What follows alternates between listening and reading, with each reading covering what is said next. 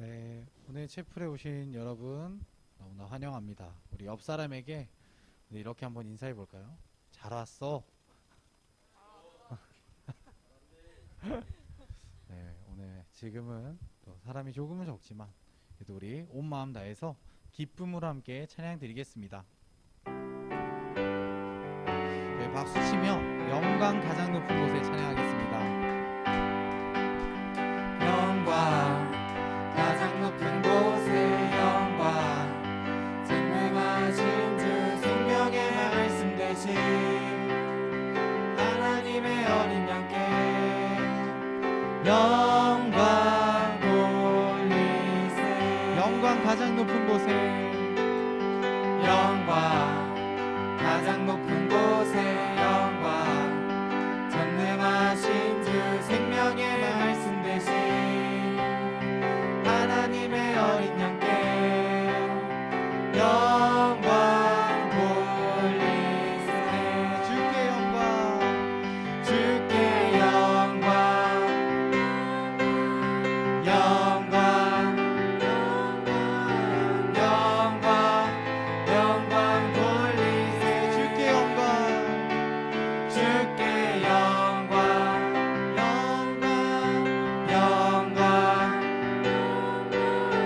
영광 영광 돌리세. 어린 양께 영광. 우리 한 번 더 찬양하겠습니다. 영광, 영광 가장 높은 곳에 영광 전능하신 주 생명의 말씀 대신 하나님의 어린 양께 영광 돌리세. 영광 가장 높은 곳에 영광 가장 높은 곳에 영광 전능하신 주 생명의 말씀 대신 하나님의 어린 양께 영광 돌리세. 주께 영광 영광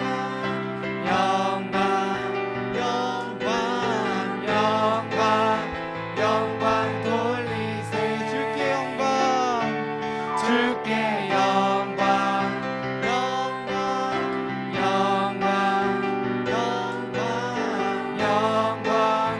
영광 돌리세.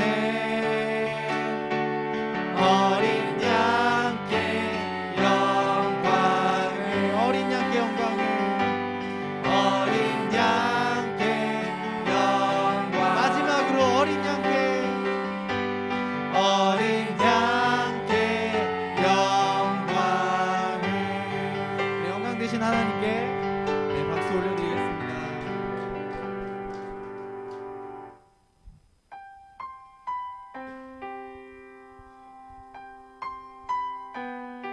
우리 다시 여호와는 이라는 찬양을 함께 할 텐데요. 우리 항상 함께 하시고 우리 이끄시는 우리 하나님 여호와를 생각하며 함께 찬양했으면 좋겠습니다.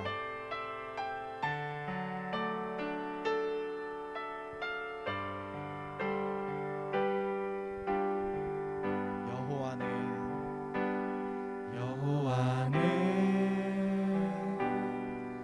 너를 지키며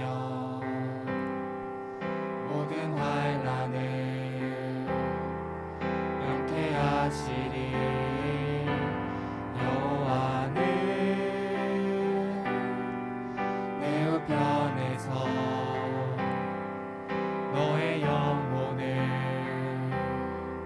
지키시리라.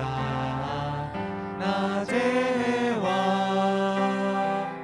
밤에 달이 너를 해치 아니하며 언제나 너를 변치 않고 지키시리. 여호와는 너를 지키며 여호와는 너를 지키며 모든 아픔을 위로하시리. 모든 아픔을 위로하시리 여호와는 내 우편에서 너의 마음을 지키시리라 낮의 해와 밤의 달이 너를 해치 아니하며 언제나 너를 변치 않고 지키시리 낮의 해와 밤의 달이 너를 해치 아니하며 언제나 너를 변치 않고 지키시리 마지막으로 낮의 해와 낮의 해와 밤의 달이 너를 해치 아니하며 언제나 너를 변치 않고 지키시리 나 지치고 나 지치고 내 영혼 연약할 때 근심 속에 내 마음 무거워 주 오셔서 함께 하실 때까지 나 잠잠히 주님을 기다려 날 세우사 날 세우사 저 산에 우뚝 서리 날 세우사 풍랑 가운데도 함께 하심 나 강하게 하네 날 세우사 모든 것날 세우사 날 세우사 저 산에 우뚝 서리 날 세우사 풍랑 가운데도 함께 하심 나 강하게 하네 날 세우사 모든 것 할 수 있네 열망 없는 열망 없는 그런 삶은 없으리 끊임없이 고통치는 가슴 주 오셔서 경리로 날 세우고 영원한 삶 나에게 주시네 날 세우사 날 세우사 저 산에 우뚝 서리 날 세우사 풍랑 가운데도 함께 하심 나 강하게 하네 날 세우사 모든 것다 날 세우사 날 세우사 저 산에 우뚝 서리 날 세우사 풍랑 가운데도 함께 하심 나 강하게 하네 날 세우사 모든 우리 마음을 담아서 마지막으로 날 세우사 날 세우사 저 산에 우뚝 서리 날 세우사 풍랑 가운데도 함께 하심 나 강하게 하네 날 세우사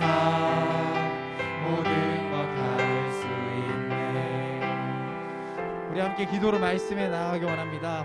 오늘은 한 가지만 다 기도하겠습니다. 우리가 함께 하시고 우리를 언제나 이끌으시는 그 하나님이 오늘의 예배도 이끌으셔서 우리의 이 예배를 받아주시고 우리와 함께하여 달라고 우리가 그 기도 하나로 계속해서 예배에 나가겠습니다. 기도하겠습니다. 하나님 아버지, 오늘 예배를 주님 이끌으시고 함께하여 주셔서 아버지의 능력과 은혜가 오늘이 드러나는 시간, 하나님을 경험하는 시간, 하나님과 함께하는 시간이 되게 하여 주시고 우리들 가운데 여러 다른 생각, 다른 마음이 있다면 아버지를 모두 다 내려놓고 오직 이 예배를 주관하시고 함께하시고 이끌어주시는 하나님만이 아버지 하나님 우리와 함께할 수 있도록 하여 주시옵소서. 아버지 하나님, 우리 모두를 아버지 하나님께서 지켜주시고 보호해주시고 함께하여 주옵소서. 우리의 주님 이 예배 가운데, 채플 가운데 마귀 사탄들이 지금 틈타지 않게 하여 주시고 오직 하나님만 예배하고 하나님만 경험하는 오늘의 예배가 될 수 있도록 주님 도와주시고 아버지 하나님 함께하여 주시옵소서. 주님 함께하여 주시옵소서.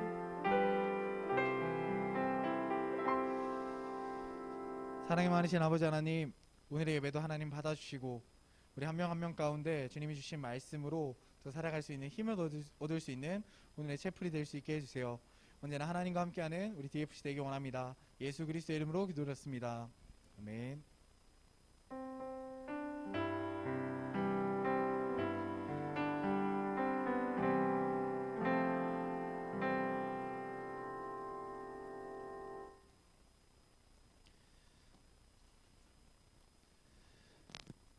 안녕하십니까? 오늘의 말씀의 제목은 생명을 나눈 공동체입니다. 우리 고린도전서 12장 1절에서 27절 말씀인데 우리 다 같이 1절부터 7절까지만 먼저 읽겠습니다. 고린도전서 12장 1절부터 7절 말씀 함께 읽겠습니다. 네, 다 찾으신 것 같으니 함께 읽도록 하겠습니다. 형제들아, 신령한 것에 대하여 나는 너희가 알지 못하기를 원하지 아니하노니 너희도 알거니와 너희가 이방인으로 있을 때 말 못하는 우상에게로 끄는 그대로 끌려갔느니라. 그러므로 내가 너희에게 알리노니 하나님의 영으로 말하는 자는 누구든지 예수를 저주할 자라 하지 아니하고 또 성령으로 아니하고는 누구든지 예수를 주시라 할 수 없느니라. 은사는 여러 가지나 성령은 같고 직분은 여러 가지나 주는 같으며 또 사역은 여러 가지나 모든 것을 모든 사람 가운데서 이루시는 하나님은 같으니 성령을 나타내심은 유익하게 하려 하심이라. 아멘. 네, 먼저 오늘의 말씀을 계속해서 나아가기 전에 고린도 교회에 대해서 조금 설명을 해드리겠습니다. 고린도 교회는 고린도 지역은 항구 도시였습니다. 최승윤 선교사님께서 항상 항구 도시의 특징들을 얘기해 주셨는데 혹시 항구 도시의 특징이 무엇이 있을까요? 돈이 많습니다. 많은 것들이 들어와요. 우상이 많죠? 혹시 두 분만 들었나요? 타락하기 쉽죠. 맞습니다. 무역이 활성화되어 있는 도시기도 했고요. 그래서 여러 나라에 있는 사람들이 많이 왔고 그곳은 돈이 많이 굴러가게 돼요. 그러면서 여러 신들이 들어오게 되고 사람들이 정보를 사고 팔기 위해 또 신전에 들어가 관계를 맺는 그런 일까지 일어나게 됩니다. 고린도라는 도시 자체도 항구 도시였고 특히 이런 운행이나 이런 항구 도시의 특징이 특히 더 잘 되어 있는 도시라서 더 큰 그런 죄들이 계속 있었던 도시입니다. 바울은 이런 고린도 도시에 2차 전도 여행 시기, 2차 전도 여행 시기가 3년이었는데 그 중에 반인 1년 6개월 동안 고린도의 교회를 세우고 그곳에 복음을 전파했습니다. 그만큼 열심히 힘을 쏟고 전도했던 곳이 고린도 교회입니다. 그런데 고린도 교회의 그런 상황과는 다르게 그렇게 열심히 해서 세워놓은 교회가 나중에 다음 전도여행을 하는 도중 이제 소식이 들려옵니다. 그 교회에 분쟁이 일어나고 서로가 다투고 있고 서로가 급을 나누는 이런 일들이 있다라는 소식을 들었습니다. 오늘 말씀을 통해 우리가 먼저 볼 수 있는 것은 그에게 가진 능력, 돈, 지식 이런 것들이 중요한 것보다 새로운 기준, 확실한 기준이 중요하다는 것입니다. 오늘 말씀에서 저희가 읽은 이 말씀에서는 결국 성령에 대해서 얘기합니다. 하나님께서 모든 사람에게 성령을 주셨고 그 고린도 교회 사람들에게도 차별되는 이런 생각들로 차별되는 모습으로 성령을 주신 것이 아니라 모두에게 동등하게 성령님을 보내주셨습니다. 그리고 그 이유는 각 사람에게 성령을 나타내심은 유익하게 하려 하심이다 라는 7절 말씀에 따라서 하나님께서는 우리에게 성령을 보내주셨습니다. 모든 사람이 혹시 똑같다고 생각하십니까? 네, 모든 사람은 같지 않습니다. 말하고 행동하는 것도 다르고 개성도 다르고 환경도 다릅니다. 그리고 잘하는 것과 못하는 것도 다르게 있습니다. 그런 우리가 하나님 가운데 어떤 은혜를 입고 그래서 우리가 어떻게 살아야 하는지를 생명을 주는 사랑을 토대로 함께 보고 그리고 그 뒤에 다시금 또 고린도 말씀으로 돌아와 함께 보려고 합니다. 생명을 주는 사랑, 우리 첫 번째 무엇이죠? 바로 사랑입니다. 하나님이 이 세상을 지으면서 하셨던 말씀이 있습니다. 창세기 1장 31절에 보면 상반절에 하나님이 지으신 그 모든 것을 보시니 보시기에 심히 좋았더라 라고 되어 있습니다. 하나님은 모든 세계를 창조하셨고 모든 인류를 창조하셨습니다. 그리고 하나님께서 심히 좋았다라고 하시는 것은 완전하게 창조하였고 문제가 없는 상태였다라는 것을 얘기합니다. 그 하나님은 그 모습을 보시면 기뻐하신 것입니다. 그런데 그 중에 사람은 이 세상에서 가장 소중하고 사랑받는 존재입니다.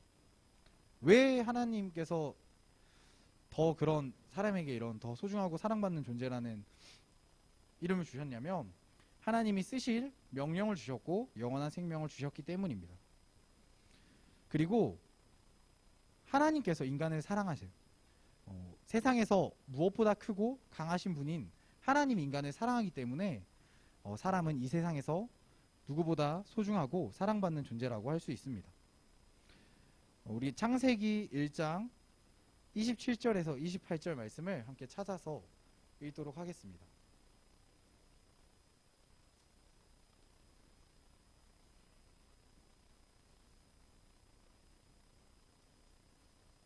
창세기 1장 27절에서 28절 말씀 함께 읽겠습니다.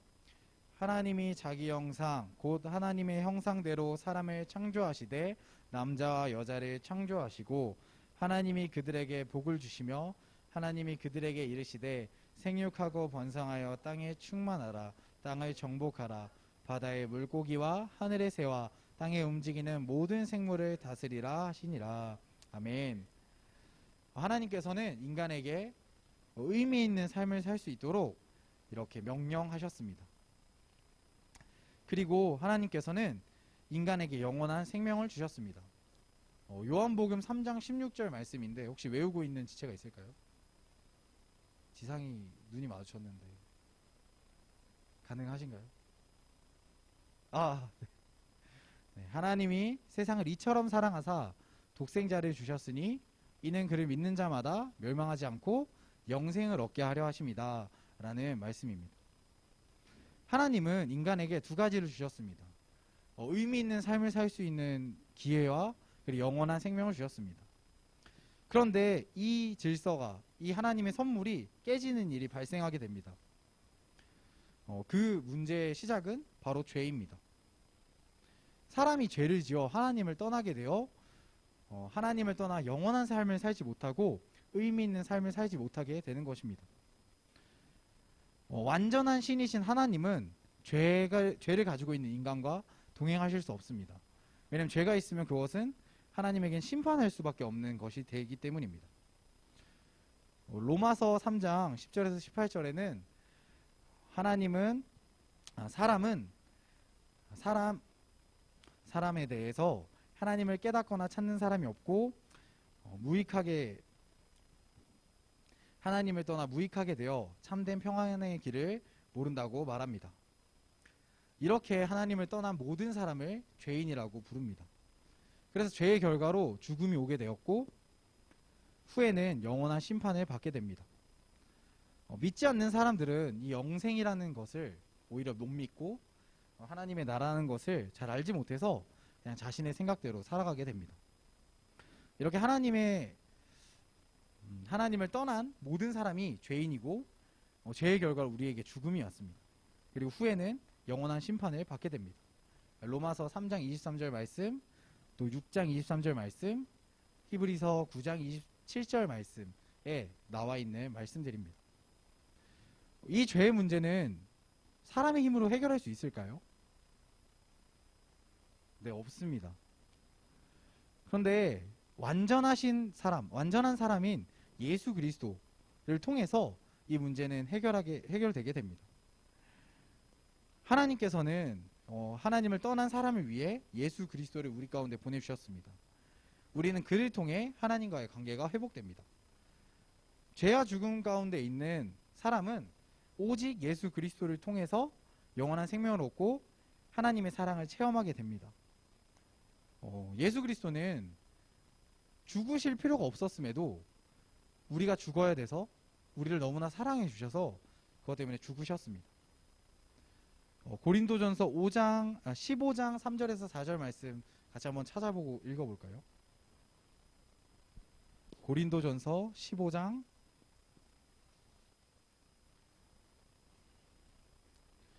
3절에서 4절 말씀. 네, 읽겠습니다. 죄송합니다. 고린도전서 15장 3절에서 4절. 내가 받은 것을 먼저 너희에게 전하였노니 이는 성경대로 그리스도께서 우리 죄를 위하여 죽으시고 장사 지낸 바 되셨다가 성경대로 사흘 만에 다시 살아나사. 아멘. 예수님께서는 그렇게 우리 인간들의 죄를 위해 죽으시고 다시 살아나셨습니다.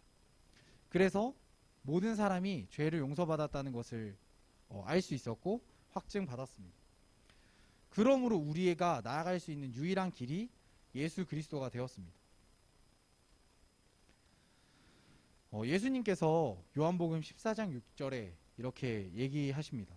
예수께서 가라사대 내가 곧 길이요 진리요 생명이니 나로 말미암지 않고는 아버지께로 올 자가 없느니라. 그리고 다른 이로서는 구원을 얻을 수 없나니 천하 인간의 구원을 얻을 만한 다른 이름을 우리에게 주신 일이 없다 라고 사도행전에서도 얘기하고 계십니다.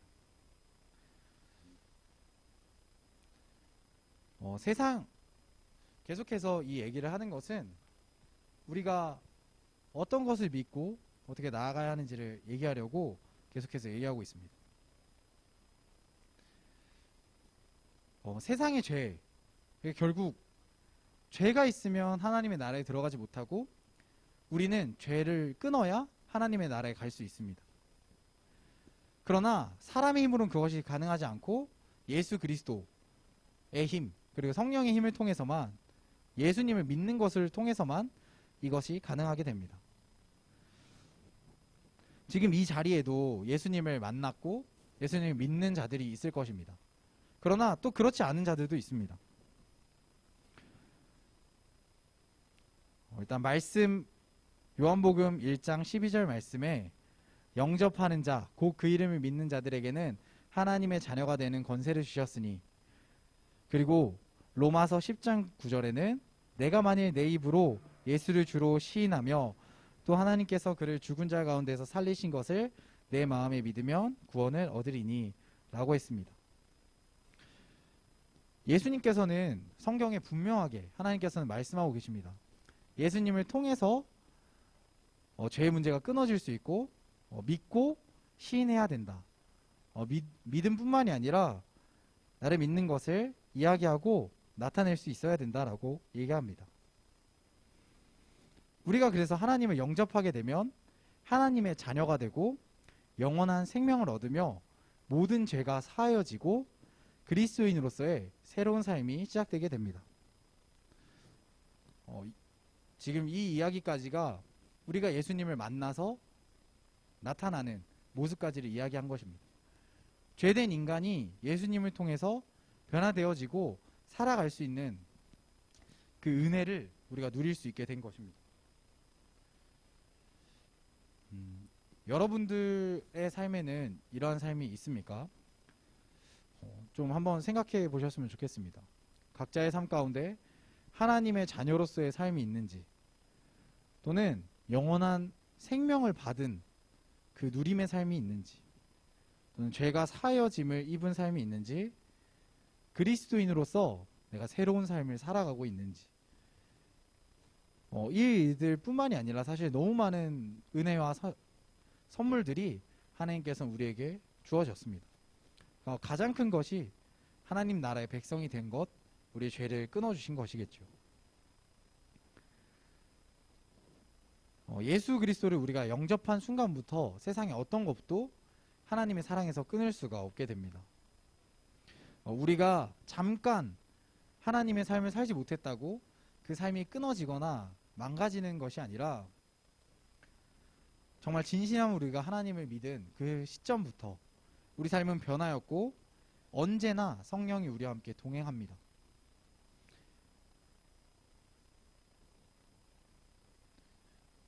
우리가 하나님을 믿음으로 회복되어지고 우리가 예수님을 믿어야 한다는 것은 우리가 보았습니다. 그런데 그런 우리는 이제 세상을 살아가야 합니다. 인생은 갈림길이라고 합니다. 센터를 올 때도 아마 고민을 합니다. 택시를 탈지, 버스를 탈지, 또는 걸어갈지, 여러 가지 고민을 하기도 하고, 예수님을 믿는 또는 믿지 않는 우리들도 삶에서 여러 가지 선택을 하게 됩니다. 왼쪽 오른쪽을 결정하는 사실 문제가 우리의 선택이라고 할 수는 없습니다. 사실 왼쪽으로 가도 오른쪽으로 가도 하나님이 이끄신다면 그 길은 맞는 길이 됩니다. 그렇게 우리가 선택하고 붙잡아야 하는 것은 오직 하나님입니다. 움직이지 말고 그냥 그래서 하나님의 응답을 기다려 라고 말하는 것은 아닙니다. 우리는 믿는 자답게 믿음 가운데 나아가는 삶을 살아야 합니다. 오늘 바울은 그래서 고린도전서 12장에서 성령의 은사들을 얘기합니다. 분열되고 좀 싸웠던 이 교회 가운데 이야기한 이야기지만,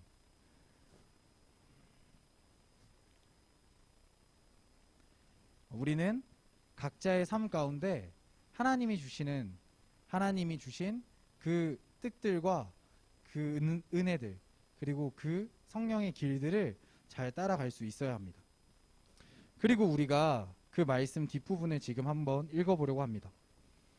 20절부터 27절을 읽으려고 하는데요. 고린도전서 12장 20절부터 27절 말씀입니다.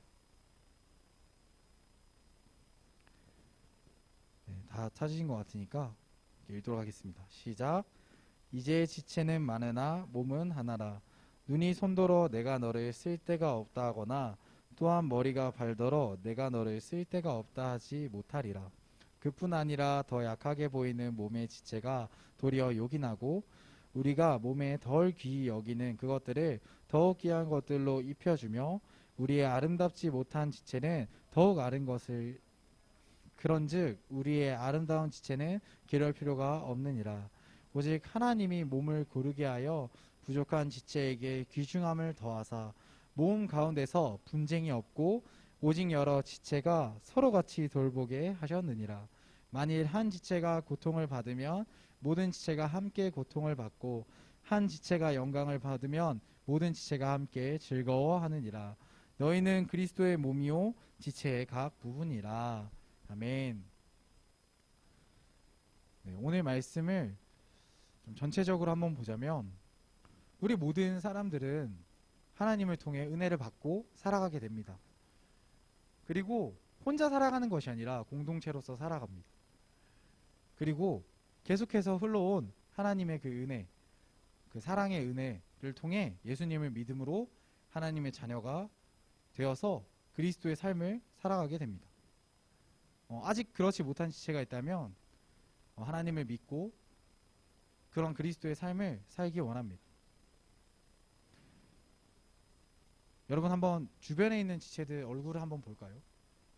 지금 한번 돌아보세요. 네, 보세요. 어떤가요? 정말 돌아보는 한 지체 모두가 소중하십니까? 네. 그리고 믿는 자들, 우리뿐만이 아니라 우리 학교에 있는 믿는 자들, 뭐 다른 기독교 동아리에 있는 사람들, 또는 내가 아는 믿는 사람들, 교회 사람들 모두 다 소중합니까? 이 부분은 조금 적은 것 같습니다. 네, 정말 우리가 믿는 모든 지체들은 너무나 소중합니다. 예수님을 믿음으로 우리가 변화되었고 성령을 받아서 우리가 한 지체로 살아가야 하기 때문입니다. 자신의 생각으로 다른 사람을 판단하는 그런 모습으로 우리가 살아가는 것이 아니라 은혜의 눈으로 지체들을 바라볼 수 있고 우리가 생각할 수 있어야 합니다. 방금 전에 주변에 있는 지체들이 너무나 사랑스럽고 멋있다고 했지요. 그런데 이 설교가 끝나고 각자의 자리에 들어갔을 때 그 모든 것이 다 사랑스럽게 또 보일까요? 아니면 관계에 어떤 문제도 생기지 않을까요? 바울이 고린도 교회에 1년 반 동안 계속해서 복음을 전했고 그들을 교회로 성장시켰고 하나의 공동체로 만들었지만 결국 바울이 떠나고 그들이 자신의 신앙생활을 할 때는 또 깨지는 일들이 생기게 되었습니다. 그래서 그 속에 바울은 성령을 통해 그리고 예수 그리스도가 머리 된 지체를 통해 너희는 하나가 되어야 한다 라고 얘기해 주십니다. 우리가 볼 것은 다른 사람이 어떠한가를 봐선 안 됩니다. 왜냐하면 그 사람은 변하지 않을 수 있습니다. 그리고 그 문제들은 다른 곳에서도 또 발생될 수 있습니다. 그래서 우리가 가장 먼저 봐야 할 것은 예수 그리스도입니다. 왜냐하면 예수 그리스도가 우리를 대신해서 십자가에 죽으셨고 끝없는 사랑을 보여주셨습니다. 우리는 그 예수님의 사랑을 기억하고 그리고 생명을 나누어야 합니다.